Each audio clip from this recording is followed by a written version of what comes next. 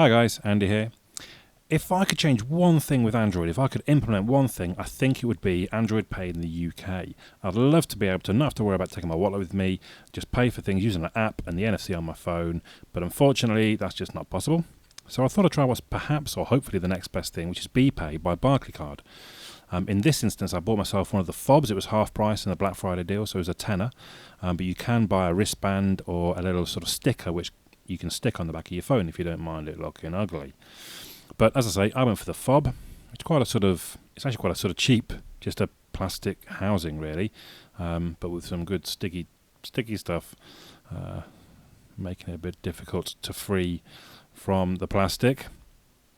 And then you get it's basically like a SIM card, but it's one of the bigger, older style SIM cards. You can see the electronics in the back of it just there, and then on the card is some instructions. But all we're really going to do is slide the SIM card into the plastic housing, and that's got all the NFC built into it, and obviously that's going to attach to my money basically.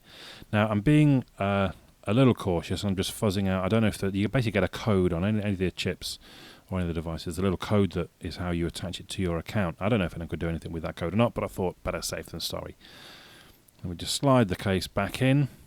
Now I'm assuming you could probably stick that little chip onto anything you want really, but here it is in the actual fob, because I figure, I'm going to always have the keys with me pretty much wherever I go, so why not get the fob? So the next thing is to install the app. Doesn't inspire a lot of confidence when you see it's only rated 3.1 stars, but a lot of the 1 stars that I see seem to be talking about older versions and saying that the app won't open. So as long as the app opens, we should be good to go, and it would appear to be okay. And here we see, as we sign in for the first time, it showing us the different devices in use, including Chappie on his phone with a sticker on it. So again, you have to enter in the ID of the card that you have. Then you have to decide, you have to put a few of the details in and decide how much you're going to top up initially. You can go up to £200 if you so desire. I guess I'll stick £50 on it initially. Obviously the most you can do in any one transaction is £30. So what I'm thinking is I'll put in 50 initially, and then you have this auto top up option where when it falls below the 30, top it up by another 30. So I'll always have at least £30 in there. And I'm unlikely to need more than 30 because that's the most I can do in one transaction. Now, I guess I might want to be able to do multiple transactions. I don't know how quickly it tops up at this point.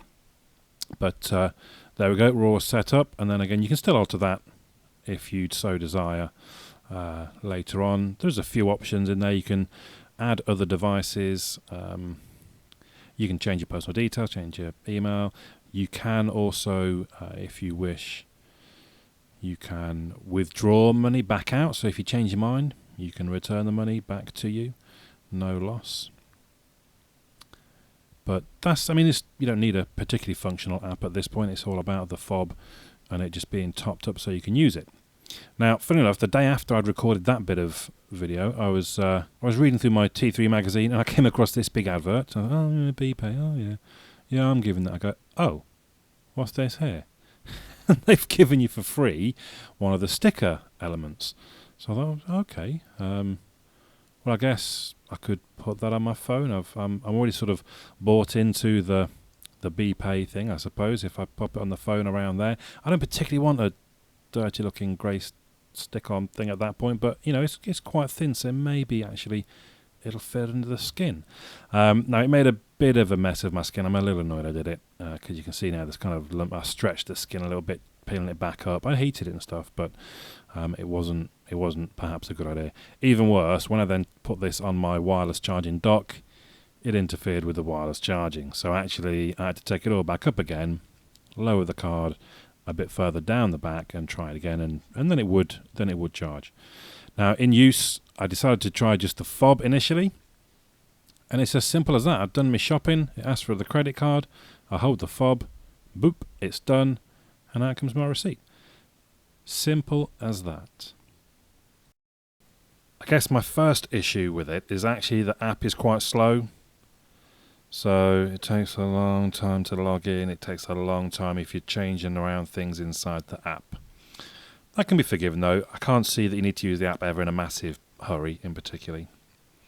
My second issue would be, though, that you can't patch it into a current card or account. You have to set up a separate wallet for each device. And that would be my third issue. I've got two devices now. I've got the fob and I've got the sticker on the back of the phone. And I have to have a separate wallet for each one. Now, I tweeted bpay about this, and they said, oh yeah, we wanted to keep it easier for you. How on earth is having to manage two different wallets easier? I don't get that. I think the only thing is, because I have to load this with money, I don't believe I get any interest, so I think the only thing I can believe is that actually they like to hold on to my money and take the interest for it. I guess. I don't know. Maybe give me your thoughts in the comments, I suppose. Is really having separate wallet for each device? If I was then to get a wristband, I'd have to set up another wallet. Just that doesn't make any sense to me. The fourth point is maybe it's only an issue for me, but it is a credit card. So, maybe I should expect it because it does say it's from Barclaycard, but it does work as a credit card, and that sometimes incurs extra fees, and actually it means that I can't use it for one of the reasons I was hoping to use it for at work, because I can't claim discount when I pay with a credit card.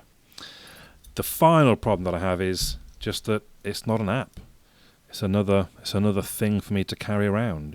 I'm trying not to carry so much stuff. That's why I'd rather be able to leave my wallet at home.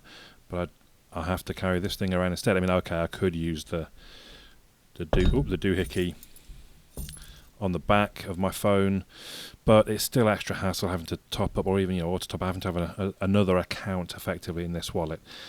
Why can't they just make an app? I don't know. Maybe there's technical reasons that I'm not aware of, but that's as I say, that would be my ideal goal. So there you go. That's bpay. I think it could be handy. It's good. I may well cancel and get rid of the sticker. I don't like the sticker on the back generally anyway. And with me using lots of different phones, that's not so handy. Or I will always have my house keys with me, which now has the fob on. If I lose that, it is fairly easy to get into the app and just cancel it straight away. So that shouldn't be too scary.